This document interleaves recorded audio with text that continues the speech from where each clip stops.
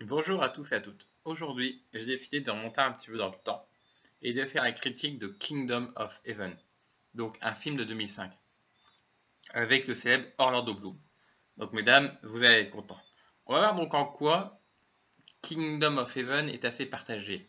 Il a des bons côtés, mais aussi il a des côtés un peu plus décevants. Donc on va voir tout ça dans cette critique. Allez, à tout à l'heure. Alors je ne vais pas traîner en route, j'ai apprécié le film et considère même en quelque sorte qu'il est assez intéressant. On va véhiculer une évidence, historiquement c'est truffé d'erreurs. On en a autant si ce n'est plus dans 3 ou Gladiator, qui boxent d'ailleurs dans la même catégorie. Je suis pourtant plus indulgent qu'avec un Pearl Harbor. Ce dernier opus narre des faits qui n'ont pas un siècle. Pour le lien des foultitudes de docs, y compris vidéo, donc aucune raison d'être indulgent pour un film romanesque qui par son titre s'embête une bonne leçon d'histoire. La médiévale et l'ancienne, c'est autre chose. Époque lointaine, source incertaine, nous sommes incapables de mesurer toute la psychologie de ces époques. Peindre un portrait totalement réaliste, au regard du coût des films, serait à coup sûr une catastrophe industrielle. On se ferait chier. On ne comprendrait rien. Scott ici veut faire du spectacle. Tout est clair d'entrée. Je prends comme j'ai pris Gladiator et synopsis. Kingdom of Heaven est donc un film d'aventure dans un Moyen-Âge oriental simplifié et basta. On a un casting alléchant, une belle princesse à marier, donc faisons simple. Méchant, gentil, baston, jolis yeux, ralenti, pacifisme, guerre pas bien, religion dangereuse. Voilà le résumé du film.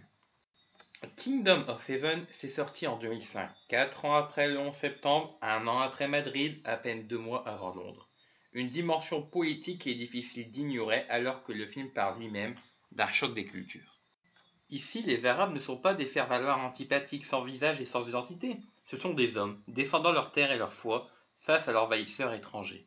Ce n'est pas un hasard que Kingdom of Heaven ait été accusé de révisionnisme historique et de faire l'apologie des croisades par Ben Laden. Ce n'est pourtant pas le temps, la propagande de la déconstruction de celle de l'administration Bush. Loin de l'idée de justifier les actions d'Al-Qaïda, Ridley Scott se contente de les contextualiser, comme l'adage le veut, la violence entraîne la violence. Le problème ici, enfin, un des problèmes, mais le plus gros à mes yeux, c'est le héros, le dénommé Balian, probablement un des pires personnages que j'ai pu voir au cinéma. Balian se cache sous l'apparence du héros parfait. Il sait tout exactement 10 minutes avant tout le monde. Et il est forgeron au XIIe siècle, mais il sait lire. Il apprend le combat en 2 minutes pour devenir le meilleur combattant des 12 ou 13 nations réunies autour de Jérusalem. Il est expert en irrigation désertique. Bien qu'il vienne d'un patelin où il pleut 345 jours par an, il est maître en fortification avec une petite spécialité en pointage de baliste et avec ça, il est chevaleresque, ténébreux et tout ce que vous voulez. Mais pourtant, lorsque le roi lui propose de le débarrasser de son pire ennemi, une brute sanguinaire, de lui refiler au passage la poule qu'il aime, et qui se trouve en plus avoir le physique d'Eva Green, finir par lui offrir par la même occasion le trône, le tout pour maintenir la paix entre les peuples, éviter quelques massacres de milieux des civils, et préserver le Jérusalem céleste, le type, le même qui vient de dire qu'il ferait n'importe quoi pour obéir au roi, eh bien il dit non.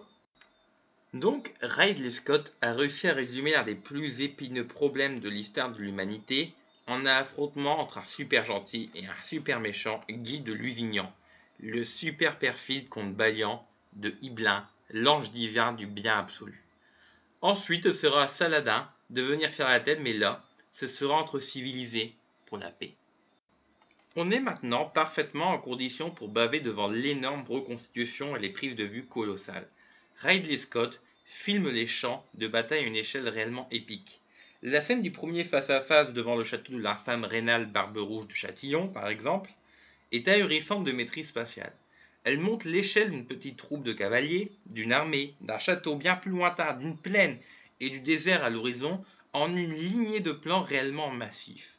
Même chose pour l'armée des croisés et leurs croix chatoyantes. C'est vraiment bluffant de gigantisme guerrier, et la plupart des décors sont de grandioses paysages naturels.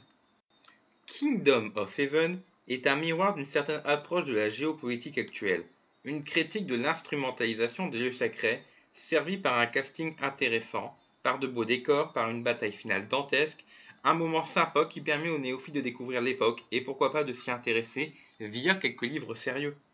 Plus de nuances dans les personnages n'aurait pas été de trop. Le passé du forgeron n'apporte rien. La fin est trop mignonne, mais oui, ce film n'est pas mauvais pour autant. Voilà, donc comme vous l'avez compris au sein de cette critique, dans Kingdom of Heaven, il y a du bon, mais il y a aussi du moins bon. C'est un film où je suis assez mitigé, j'ai bien aimé le voir, mais j'ai pas non plus envie de regarder une deuxième fois. C'est un peu longué parfois, mais on a aussi des belles scènes. On a aussi un Jeremy Irons que j'ai pas souligné dans ma critique qui est vraiment très très bien comme acteur. Donc un casting plutôt intéressant, à part un petit peu, comme j'ai dit tout à l'heure, Balian, qui est joué par Orlando Bloom que je trouve un petit peu fade, mais ça vient aussi de l'écriture du scénario. Donc voilà, je peux vous conseiller ce film-là, en tout cas c'est un très bon film. Pour ceux qui aiment les films dans la lignée de Gladiator ou bien du Roi Arthur, bah écoutez, foncez, n'hésitez pas, et je vous dis à la semaine prochaine.